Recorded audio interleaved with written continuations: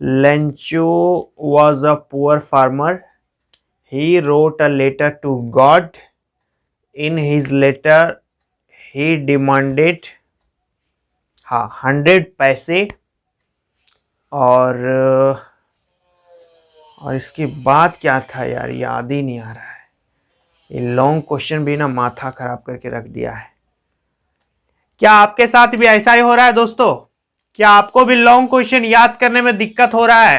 कैसे याद करें ताकि एग्जाम में लिख सकें? तो आज की इस वीडियो में मैं आप लोगों के यही सब समस्याओं का समाधान बताऊंगा कि परीक्षा के लिए लॉन्ग क्वेश्चन को हम कैसे तैयार करें, कैसे उसकी तैयारी करें। तो यदि आप मैट्रिक में है या फिर इंटरमीडिएट में है तो इस वीडियो को अंत तक देखिएगा। इस वीडियो में मैं आप लोगों के दिमाग में जो भी कंफ्यूजन है कि लॉन्ग क्वेश्चन को कैसे याद करना है, जो भी मिथ बनी हुई है कि लॉन्ग क्वेश्चन बिना रटे नहीं होगा, तो आज की इस वीडियो में मैं आप लोगों को बताऊंगा कि लॉन्ग क्वेश्चन आप कैसे तैयार कर लीजिएगा और एग्जाम हॉल में जाकर के कभी नहीं भूलिएगा। तो इस वीडियो को अंत तक देखिएगा और यदि चैनल पर पहली बार आए तो सब्सक्राइब कर लीजिएगा ताकि मैं आप लोगों की ऐसे ही बराबर मदद करता रहूं। चलिए दोस्तों, आज की इस वीडियो को शुरू करते हैं। तो दोस्तों, लॉन्ग क्वेश्चन की तैयारी करने के लिए मैंने पीछे कुछ पॉइंट्स लिख करके रखा है कि कैसे उसकी तैयारी किया जाए, कैसे हमें याद रहेगा। तो जो शुरू से लास्ट तक मैं बताऊंगा, हर एक विद्यार्थियों को शुरू से अंत तक देख के जाना है, तभी आप लोगों को कुछ समझ में आएगा। और यदि आप आधा अधूरा छोड़ के चले जाइएगा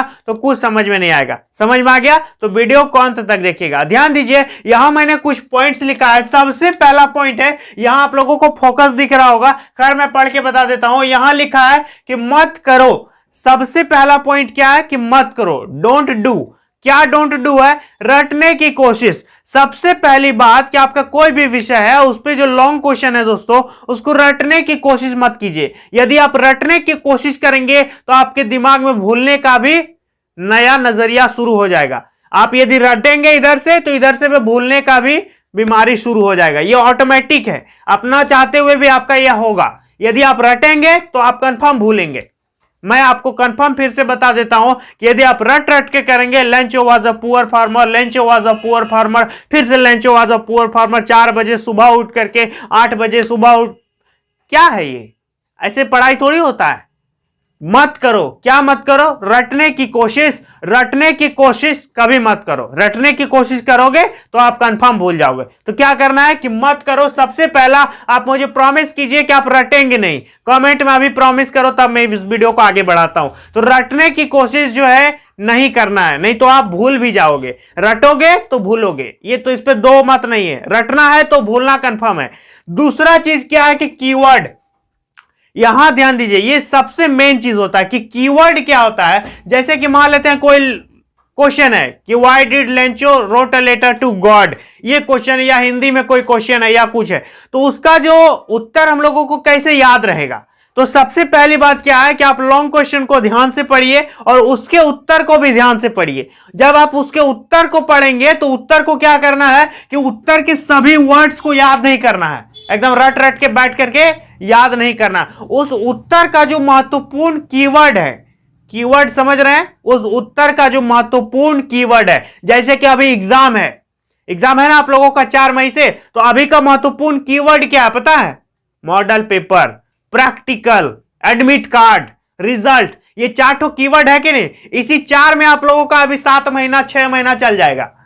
ये ऐसे कीवर्ड्स हैं कि हाँ, रिजल्ट बोलते हैं तो आप पहुंच जाते हैं आज जुलाई। जुलाई आ गया दिमाग में, आ गया। एडमिट कार्ड आ गया, हाँ तो एग्जाम से पहले एडमिट कार्ड आ जाता है कि नहीं? तो इसको कहते हैं कीवर्ड। उसी तरह से क्या है कि आप किसी भी लॉन्ग क्वेश्चन को जब पढ़ेंगे, आप हर सब्जेक्ट में इसको फॉलो कर सकते हैं, फिजिक्स केमिस्ट्री मैथ किसी में भी, या सोशल साइंस हिस्ट्री ज्योग्राफी, सब में ये चलेगा।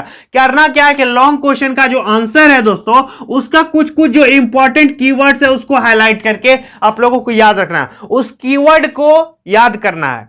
समझ में आ रहा है? जैसे कि a letter to God, Lencho wrote a letter to God, in his letter he mentioned 100 पैसे। तो 100 पैसे आपका एक कीवर्ड हो गया। यहां से आप ये याद कर लीजिएगा कि 100 पैसा उसको चाहिए था। गॉड को लेटर लिखा था, उसका नाम लेंचो था। ठीक है, तो इससे क्या हो गया, आपको ओवरऑल 3 कीवर्ड मिल गया। उसी तरह से किसी भी लॉन्ग क्वेश्चन को याद करने के लिए आपको सबसे पहला बात क्या है, कीवर्ड को याद करना है। और इस बात को दिमाग में रखिए कि वह कीवर्ड यदि मुझे याद रहता है तो हम एग्जाम में किसी भी तरह से लिख देंगे। समझ में आ रहा? उस कीवर्ड का वाक्य याद नहीं करना, उस मेन कीवर्ड, उस मुख्य शब्द को आप पकड़िए। समझ में आ रहा? जैसे कि चावल की खेती के लिए उपयुक्त भौगोलिक परिस्थिति बताओ, यह आया था क्वेश्चन। तो इस पे महत्वपूर्ण कीवर्ड क्या है कि चावल की खेती के लिए उपयुक्त भौगोलिक परिस्थिति निम्न प्रकार है। पहला है तापमान, तो तापमान, आप तापमान बस याद रखिए, कितना तापमान, ये आप भूल भी जाएंगे ना तो एग्जाम में आपको याद आ जाएगा, तापमान। ठीक है, ये क्या है, एक कीवर्ड हो गया कि इसी पे मेरा आंसर टिका है। दूसरा क्या देख देंगे कि वर्षा, ठीक है। तीसरा दे देंगे मिट्टी। ये सब क्या हुआ, कीवर्ड हो गया, इससे मुझे टोटल आंसर पता चल जाता है। समझ में आ रहा है? इससे क्या पता चल जाता है, आंसर पता चल जाता है। तो क्या करना है कि महत्वपूर्ण जो कीवर्ड्स है आपका, उस कीवर्ड्स को याद रखना है और वही कीवर्ड आपको बताएगा कि एग्जाम में कैसे लिखना है। तो किसी भी लॉन्ग क्वेश्चन की तैयारी करने से पहले आप लोगों को जो उसका लॉन्ग आंसर है उसको पढ़ लेना है ध्यान से, और उसको फिर अपना एक नया रूप दे देना है कि हम तो इतना लंबा पढ़ लिए क्वेश्चन आंसर, लेकिन अब मुझे इससे क्या समझ में आया कि हाँ, इससे 5 वर्ड यदि हम पकड़ लेते हैं इस क्वेश्चन से तो मेरा पूरा आंसर याद रह जाएगा। यदि हम 5 वर्ड पकड़ लेंगे इससे तो मेरा आंसर क्या हो जाएगा, पूरा याद हो जाएगा। समझ में आ रहा? आप सुबह उठते हैं और शाम तक में आपका कीवर्ड एक यूट्यूब है, आपके दिमाग पे एक कॉर्नर में है कि मुझे यूट्यूब का भी देखना है। समझ में आ रहा है? मैथमेटिक्स एक कीवर्ड हो गया कि नहीं? उसी तरह से जो लॉन्ग क्वेश्चन आप याद करेंगे तो उसका समरी जब आप पढ़िएगा तो किसी भी क्वेश्चन का आंसर जब पढ़ते हैं तो आंसर को पढ़ करके एक अपना आउटपुट दीजिए, एक अपना आउटपुट दीजिए कि वहां जो आंसर था अब उसको पढ़ने के बाद हम किस तरह से समझ सकते हैं। दूसरे को छोड़िए कि वो कैसे याद करता है, वो कैसे, मेरे को कैसे याद रहता है, ये सबसे मेन बात है कि मुझे याद कैसे रहेगा। समझ में आ रहा? क्योंकि आपकी कैपेसिटी अलग है, मेरी कैपेसिटी अलग है, तो हमको कैसे याद रहेगा, अपने से बस मतलब रखो। समझ में आ गया? तो क्या करना है कि जो महत्वपूर्ण कीवर्ड्स है उसको चुन लेना। किसी भी क्वेश्चन आंसर में जो आंसर आपका लंबा, कितना लंबा आंसर है उसको, जैसे कि 300 वर्ड का आंसर है तो उसको 10 कीवर्ड में बांट दीजिए कि इसी 10 कीवर्ड में हम पूरा 300 वर्ड लिख देंगे।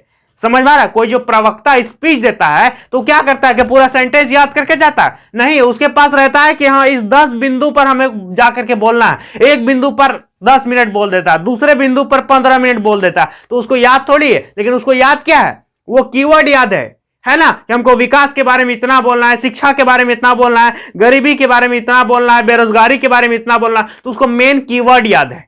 समझ में आ रहा? मेन शब्द याद है कि इसी पर मेरा पूरा आगे चलेगा। उसको ये याद नहीं है कि गरीबी के अंदर क्या हमको बोलना है। तो आपको भी ऐसे करना है कि मेन जो कीवर्ड्स है उसको याद कर लें। कंफर्म है? अगला चीज है कि ब्रेन डायग्राम। ब्रेन डायग्राम, आपने वेन डायग्राम सुना होगा, की डायग्राम सुना होगा, लेकिन ये ब्रेन डायग्राम है। अब ब्रेन डायग्राम क्या है भाई? ब्रेन डायग्राम देखिए, मैंने आपको खुद लिखा है, ऐसा आपको कहीं यूट्यूब पर वीडियो नहीं मिलेगा। समझ में?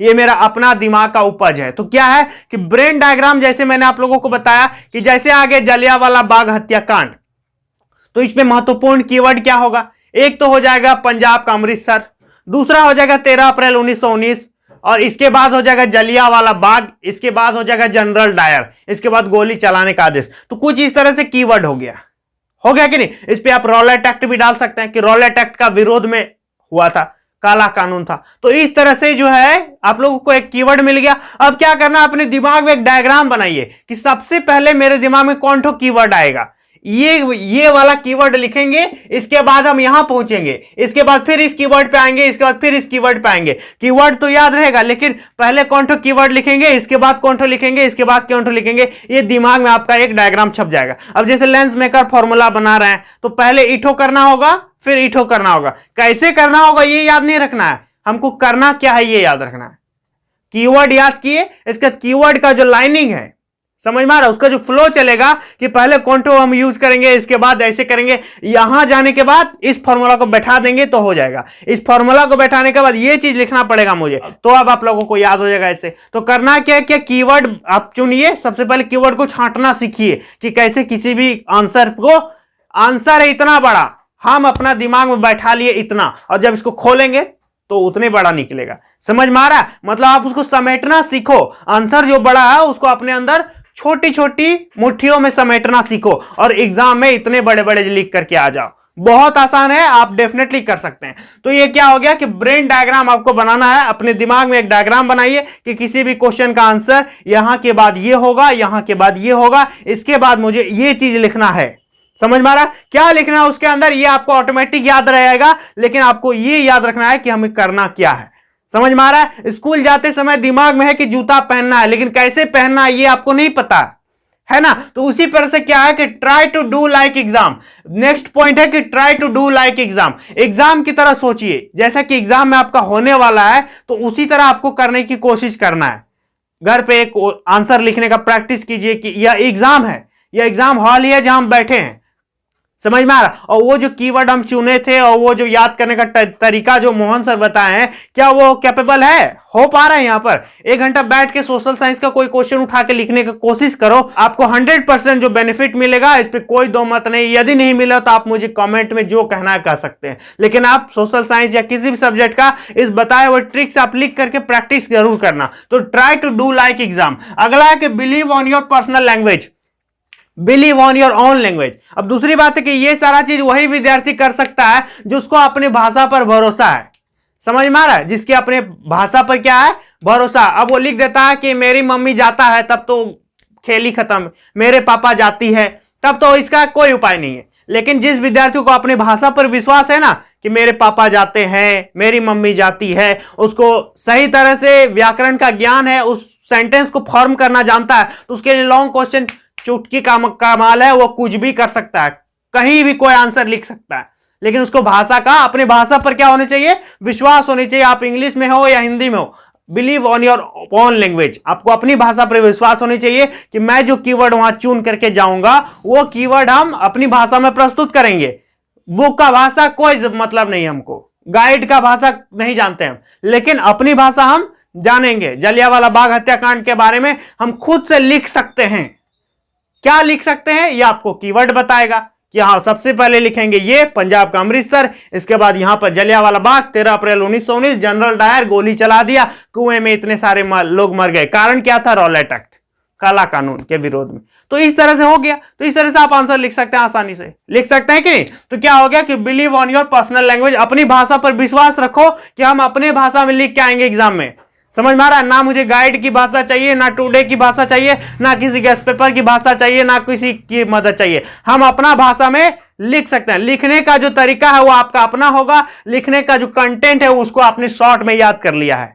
समझ में आ रहा है? तब आप कर पाइएगा। और लास्ट चीज है कि watch videos related to topics. इस पे क्या है कि किसी भी क्वेश्चन को लॉन्ग आंसर, यदि आपको समरी समझ में नहीं आता है, समरी आपको समझ में नहीं आया, क्वेश्चन पढ़ लिया, आंसर पढ़ लिया, कुछ समझ में, तो उसका यूट्यूब वीडियो देख लो। यूट्यूब पे कई वीडियोस हैं, तो आप वीडियोस देख लो कुछ। जैसे कि मैंने बताया कोई चावल की खेती के लिए, तो चावल की खेती वाला एक वीडियो देख लो। तो वीडियो देखने से क्या होगा? आपका समझ में आ जाएगा कहाँ सबसे पहले ये ठो चीज बता रहा है, इसके बाद ये बता रहा है, इसके बाद ये बता रहा है, इसके बाद ये बता रहा है। तो मतलब मिला जुला के यही कहना चाहता है।